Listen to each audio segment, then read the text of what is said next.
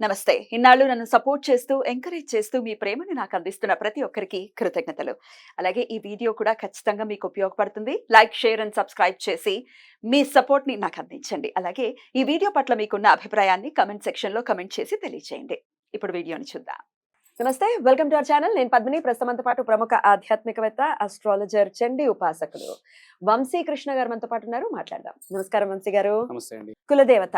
ఈ కులదేవత అనే టాపిక్ చాలా చాలా పెద్దదేమో అని అనిపిస్తుందండి. ఎందుకంటే అవునండి. ఖచ్చితంగా ఇలవెలుపు, కులదేవతనే ఇలవెలుపుగా ఇలవెల్పు భావిస్తే అవును. ఆ, ఖచ్చితంగా మన ఇలవెలుపు ఎవరో మనకు తెలిసి ఉండాలి. తెలిసి ఉండాలి. ఇవాళ రేపు పెద్దవాళ్ళు మాకు చెప్పలేదండి. ఉమ్, పెద్దవాళ్ళు ఉమ్, చెప్పలేదని ఈ జనరేషన్ వాళ్ళు చెప్తున్నారు. కొంతమంది పూజలు చేసుకోవడం ఇంట్రెస్ట్ ఉన్న వాళ్ళు. అవును. మన కులదేవత ఎవరు పెద్దవాళ్ళకే తెలియదు, మాకేం చెప్తారు అవును. అనే పరిస్థితి ఉందండి ఉంది చాలా ఉంది ఉంది వాళ్ళకి. ఉంది అవును.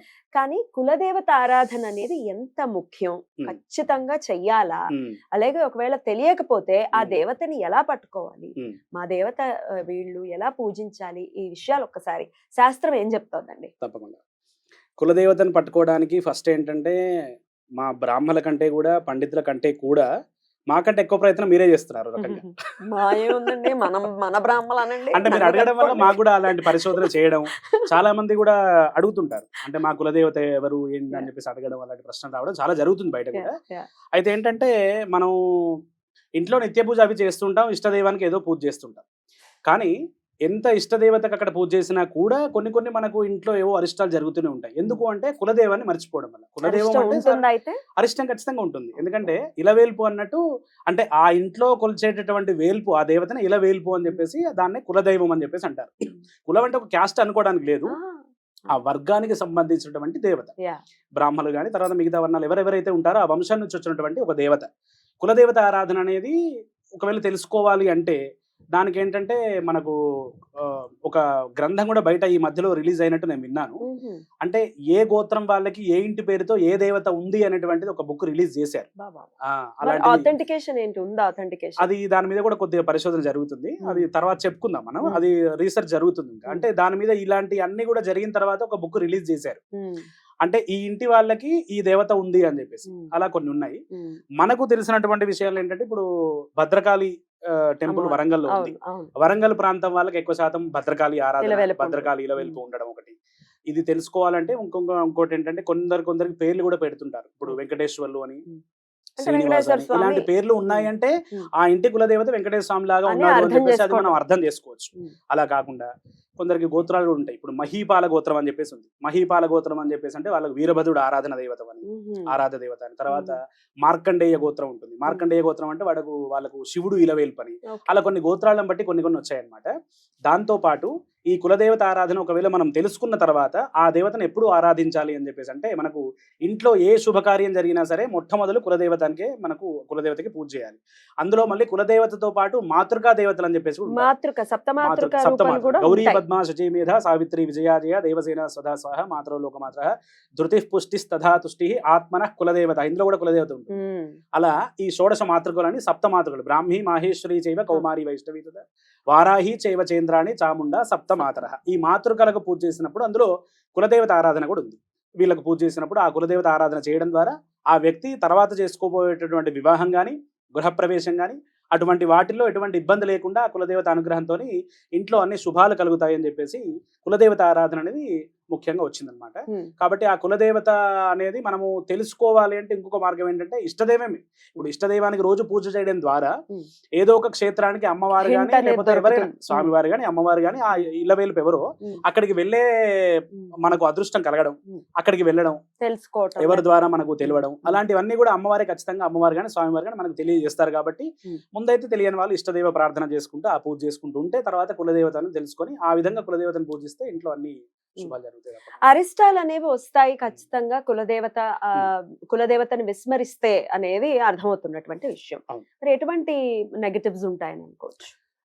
అన్ని రకాల అరిష్టాలు ఎలా అంటే ఆ ఇంట్లో ఇప్పుడు వివాహం అయినా కూడా దాంపత్యం సరిగా లేకపోవడం, తర్వాత సంతానము ఒకవేళ అయినా కూడా సంతానం కాకపోవడం, సంతానం అయినా కూడా పిల్లలు సరిగా వృద్ధిలోకి రాకపోవడం, చెప్పిన మాట వినకపోవడం, అలాంటివన్నీ కూడా ఇంట్లో అరిష్టం. అంటే ఇప్పుడు ప్రతి ఒక్క విషయంలో తీసుకోవచ్చు.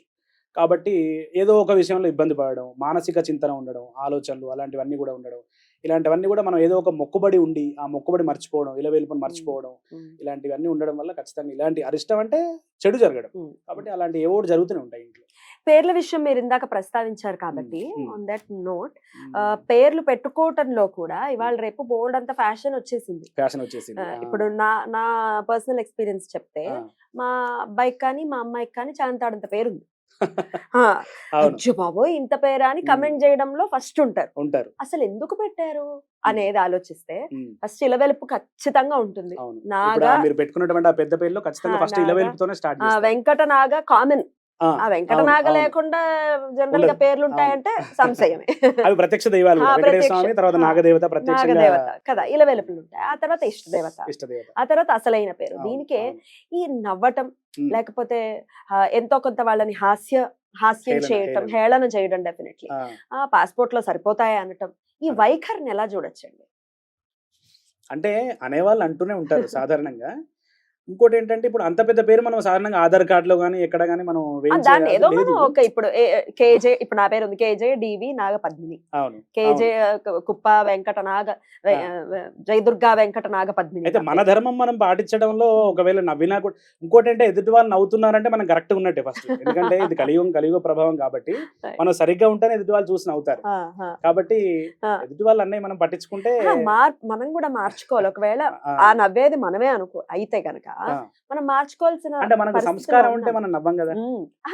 నేను ఫర్ ఎగ్జాంపుల్ చెప్తున్నా, ఎవరి మీదో మీరు నవ్వుతున్నారు అని అంటే ఇష్టం లేక ఆ, ఆ, ఒకవేళ నేనే నవ్వుతున్నట్టయితే మార్చుకోవాల్సిన పరిస్థితి. ఎందుకంటే ఉమ్, పేరే ఖచ్చితంగా అవును.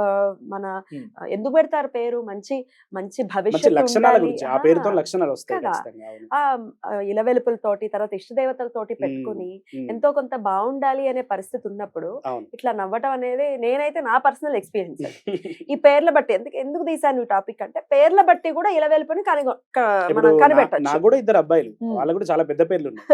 ఆ పెద్ద పేర్లు మీరు అన్నట్టు అలా చెప్పినప్పుడు అంత పెద్ద పేరు అవసరమా అలా నవ్విన వాళ్ళు ఉంటారు. కాకపోతే ఏంటంటే ఆ వైబ్రేషన్స్ ఏంటని మనకు తెలుస్తాయి. ఆ ఇంట్లో ఉమ్. పిల్లల వృద్ధి ఇప్పుడు మనకి ఏంటంటే మనకు కావాల్సింది ఏంటంటే మన టార్గెట్స్ పిల్లలు సరిగ్గా వృద్ధిలోకి వస్తే అంతకంటే సంతోషం మనకు ఉండదు. ఎగ్జాక్ట్లీ. కాబట్టి ఈ పేరు అనేది ఏంటంటే ఆ నవ్వడం ఒక్కసారి వాళ్ళు జరిగినా కూడా కానీ జీవితాంతం మనం నవ్వుల పాలు కాకుండా ఉండడానికి ఆ పేరు కాపాడుతుంది. డెఫినెట్లీ పేరు కాపాడుతుంది. చాలా చక్కగా ఆ తెలియజేశారు. vibrations ఉంటాయి. అయితే పేరులో నుంచి కూడా ఇలవెలుపుని మనం కనుక్కోవచ్చు. ఆ ఒకవేళ పేర్లు అందుకే పెట్టారు కూడా.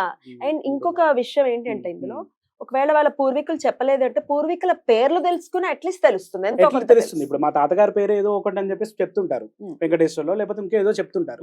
దాన్ని బట్టి ఇలా వెళ్ళిపోదు అని చెప్పేసి మనం కనుక్కోవచ్చు, దాని బట్టినే కనుక్కోవచ్చు, తెలుసుకోవచ్చు. చాలా వరకు ఏంటంటే ఇప్పట్లో వెంకటేశ్వర స్వామి ఎక్కువ కులదైవం ఉంటుంది. వెంకటేశ్వర స్వామి ఒకటి, తర్వాత ఏంటంటే నాగదేవత, మీరు నాగదేవత, అందుకని నాగా అని పేరు కలుపుకుంటుంటారు. సుబ్రహ్మణ్యం రెండు ఎక్కువ ఉంటాయి. సుబ్రహ్మణ్యం అయి ఉండొచ్చు. ఈ రెండు ఎక్కువ ఉంటాయి. ఒకవేళ అది కూడా తెలియకుండా ఉంది అన్నటువంటి సందర్భంలో మనం ఇష్టదేవత ఆరాధన ఇంకా పెంచుకోవడం, సద్గురువుల్ని సంప్రదించడం, ఇలాంటి కొన్ని వాటి ద్వారా ఖచ్చితంగా ఆ ఒక టైం అనేది వస్తుంది. అప్పుడు ఆ కులదేవత ఆరాధన అనేది మనం ప్రారంభించుకొని తర్వాత అన్ని శుభాలు పొందొచ్చు. బ్యూటిఫుల్ అండి. అయితే బోల్డ్ అన్ని అరిష్టాలు జరిగిపోతున్నాయి, ఎన్ని పూజలు చేసినా మాకు ఏమిటో మార్గమే తెలియట్లేదు అని అంటే దేర్ మస్ట్ బి ఏదో సంథింగ్ రాంగ్ ఉంది, కులదేవతను విస్మరించారు అని అర్థం కరెక్ట్ పాయింట్ వాళ్ళు కనుక్కోవట్లేదని అది ఇలవేల్పు అయి ఉండొచ్చు అని మీరు గ్రహించగలరు. ఖచ్చితంగా. రైట్ అండి, చాలా చక్కగా తెలియజేశారు. కృతజ్ఞతలండి. నమస్తే.